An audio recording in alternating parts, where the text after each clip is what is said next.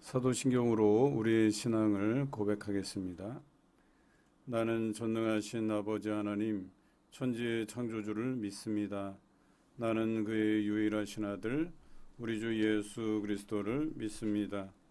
그는 성령으로 잉태되어 동정녀 마리아에게서 나시고 본디오 빌라도에게 고난을 받아 십자가에 못 박혀 죽으시고 장사된 지 사흘 만에 죽은 자 가운데에서 다시 살아나셨으며 하늘에 오르시어 전능하신 아버지 하나님 우편에 앉아 계시다가 거기로부터 살아있는 자와 죽은 자를 심판하러 오십니다.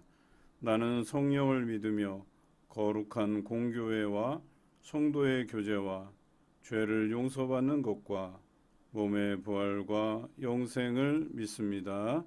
아멘. 찬송가 135장입니다.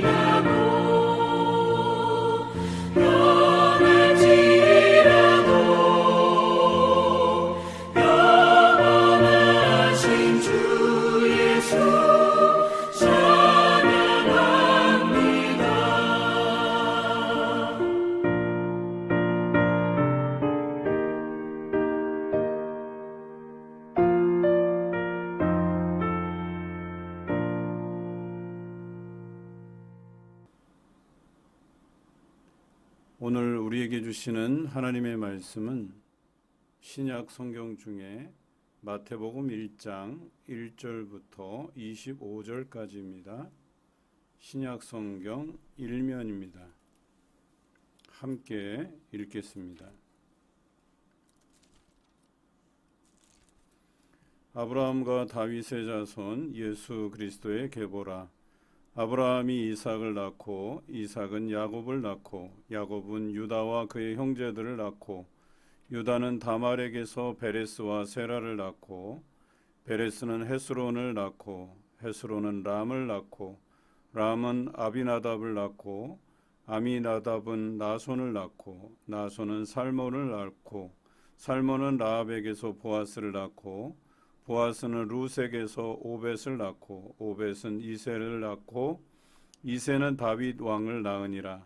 다윗은 우리아의 아내에게서 솔로몬을 낳고 솔로몬은 르호보암을 낳고 르호보암은 아비야를 낳고 아비야는 아사를 낳고 아사는 여호사밧을 낳고 여호사밧은 요람을 낳고 요람은 우시야를 낳고 우시야는 요담을 낳고 요담은 아하스를 낳고 아하스는 히스기야를 낳고 히스기야는 므낫세를 낳고 므낫세는 아몬을 낳고 아몬은 요시야를 낳고 바벨론으로 사로잡혀 갈 때에 요시야는 여고냐와 그의 형제들을 낳으니라. 바벨론으로 사로잡혀 간 후에 여고냐는 스알디엘을 낳고 스알디엘은 수룹바벨을 낳고 수룹바벨은 아비웃을 낳고 아비웃은 엘리야김을 낳고 엘리야김은 아소르를 낳고 아소르는 사독을 낳고 사독은 아킴을 낳고 아킴은 엘리웃을 낳고 엘리웃은 엘르아사를 낳고 엘르아사는 맏단을 낳고 맏단은 야곱을 낳고 야곱은 마리아의 남편 요셉을 낳았으니 마리아에게서 그리스도라 칭하는 예수가 나시니라. 그런즉 모든 대수가 아브라함부터 다윗까지 14대요 다윗부터 바벨론으로 사로잡혀 갈 때까지 14대요 바벨론으로 사로잡혀 간 후부터 그리스도까지 14대더라. 예수 그리스도의 나심은 이러하니라. 그의 어머니 마리아가 요셉과 약혼하고 동거하기 전에 성령으로 잉태된 것이 나타났더니 그의 남편 요셉은 의로운 사람이라. 그를 드러내지 아니하고 가만히 끊고자 하여 이 일을 생각할 때에 주의 사자가 현몽하여 이르되 다윗의 자손 요셉아 내 아내 마리아 데려오기를 무서워하지 말라. 그에게 잉태된 자는 성령으로 된 것이라. 아들을 낳으리니 이름을 예수라 하라. 이는 그가 자기 백성을 그들의 죄에서 구원할 자이심이라 하니라. 이 모든 일이 된 것은 주께서 선지자로 하신 말씀을 이루려 하심이니 이르시되 보라 처녀가 잉태하여 아들을 낳을 것이요 그의 이름은 임마누엘이라 하리라 하셨으니 이를 번역한즉 하나님이 우리와 함께 계시다 함이라. 요셉이 잠에서 깨어 일어나 주의 사자의 분부대로 행하여 그의 아내를 데려왔으나 아들을 낳기까지 동침하지 아니하더니 나음의 이름을 예수라 하니라. 아멘. 사순절의 시작인 제수요일입니다. 2024년에는 마가복음을 묵상하면서 필사를 했고 2025년에는 요한복음을 묵상하며 필사를 진행했습니다. 올해는 마태복음을 묵상하면서 필사를 진행하려고 합니다. 분량이 점점 많아집니다. 내년에는 분량이 가장 많은 누가복음을 묵상하고 필사를 진행하려고 합니다. 오늘 우리가 읽은 마태복음 1장은 예수 그리스도의 족보에 대한 설명으로 시작합니다. 그리고 예수님의 탄생 기사를 다루고 있습니다. 창세기 5장에서도 아담으로부터 시작한 족보가 나옵니다. 그런데 마태복음에 나오는 족보와는 다른 점이 있습니다. 창세기에는 죽었더라라는 표현이 반복되어 있습니다. 그러나 마태복음에는 그러한 기록이 없습니다. 오히려 낳고라는 그런 표현이 반복되어 있습니다. 그래서 창세기는 죽음의 족보라고 이야기하고 마태복음은 생명의 족보로 표현하기도 합니다. 아담으로 시작된 족보는 죄의 본성을 가지고 살아가기에 죽음의 족보라 언급하지만 예수님의 계보라고 소개하는 것은 새로운 생명을 얻게 됨을 상징하고 있습니다. 그렇기 때문에 우리도 육신으로는 죽음의 족보로 시작하지만 예수님을 믿음으로 생명의 족보로 옮겨짐을 말하는 것입니다. 예수님의 족보는 아브라함으로부터 시작합니다. 아브라함을 택하여서 복주시고 또 야곱의 12아들을 택하셔서 이스라엘 역사를 시작하도록 하셨습니다. 그리고 다윗을 통해 이스라엘의 전성기를 누리게 하셨습니다. 그러나 그들이 하나님을 떠나기 시작했을 때에 왕국이 분열되고 또 북왕국 이스라엘과 남왕국 유다는 각각 아수르와 바벨론에 의해서 멸망을 당하게 됩니다. 그러나 하나님께서는 그들의 잘못을 회개하도록 이끄시고 바벨론 포로기 70년을 지나서 다시금 예루살렘으로 돌아오게 하셔서 새로운 황금 세대를 만들어 가십니다. 그러나 그 이후에도 그들의 역사는 순탄하지 않았습니다. 그들이 하나님과 동행하면 전성기를 구가하게 하셨지만 그들이 하나님의 말씀을 떠나면 나락으로 떨어지는 경험을 하게 하셨습니다. 죄로 인해 믿음과 삶의 모든 기반이 무너지는 그런 반복된 역사를 끊어내시기 위해서 하나님께서 우리에게 예수 그리스도를 보내어 주셨습니다. 예수 그리스도를 통해서 그 악의 고리를 끊어 주셨습니다. 우리가 예수님을 믿으면 죄로 인해서 믿음과 삶의 기반이 무너지는 그런 경험들이 다시는 있지 않도록 우리의 죄를 해결해 주시기 위해서, 대속해 주시기 위해서 십자가에 죽으셨습니다. 아브라함에서 시작해서 예수님으로 종결된 족보는 죽음의 족보에서 생명의 족보로, 그리고 믿음과 삶의 기반을 무너뜨리는 죄의 삶의 종결을 의미하기도 합니다. 인간은 실패해도 하나님께서는 구원 역사를 포기하지 않으시고 우리를 부르십니다. 다시 회개함으로 회복시켜 주셔서 전성기의 삶을 살게 하시는 그 하나님의 약속을 굳게 붙드시고 사순절 이 기간에 주신 말씀을 묵상하며 하루하루 영적으로 승리해 가시는 성도가 되시기를 주님의 이름으로 기원합니다. 두 번째 단락은 예수님의 탄생 기사를 다루고 있습니다. 마리아와 요셉은 정혼한 사이였는데 마리아가 성령에 의해서 잉태된 것을 모르는 요셉은 마리아를 가만히 끊고자 했습니다. 그때 주의 사자가 현몽하여 그에게 마리아 데려오기를 두려워하지 말라고 알려주십니다. 이는 성령에 의해서 잉태된 것임을 알려주셨습니다. 그리고 그의 이름을 예수라 하라고 명하셨습니다. 예수는 자기 백성을 저희 죄에서 구원할 자라는 뜻을 가지고 있습니다. 앞서 말씀드렸던 것처럼 악의 고리를 끊어내기 위해서 죄로 인해서 믿음과 삶의 기반이 무너지는 그런 경험을 이제는 더 이상 하지 않게 하기 위해서 우리에게 예수 그리스도를 보내어 주신 것입니다. 이사야 선지자를 통해서 아들을 낳으리니 그 이름을 임마누엘이라 하라고 명하시기도 하셨습니다. 임마누엘이라는 이름에는 성육신의 의미를 담고 있습니다. 이는 요한복음에도 언급되어 있지만 말씀이 육신이 되어 우리 가운데 거하심에라고 기록하고 있죠. 바로 그 말씀이 육신으로 우리 가운데 오셨다는 것입니다. 우리와 함께 하신다는 것입니다. 그러나 이 땅에서 살아가는 동안만 함께 하시는 것이 아니고 죽으시고 부활하시고 승천하신 이후에도 우리와 동행하신다라고 하는 것을 의미합니다. 오늘 마태복음 1장에는 예수님의 그 계보와 탄생 기사를 통해서 우리에게 시사하는 바가 있습니다. 죽음의 족보에서 생명의 족보로 더 이상 죄로 인해서 믿음과 삶의 기반이 흔들리거나 무너지는 경험이 없게 하시기 위해서 이 땅에 오셔서 우리와 동행해 주시는 그 기사를 다루고 있는 것입니다.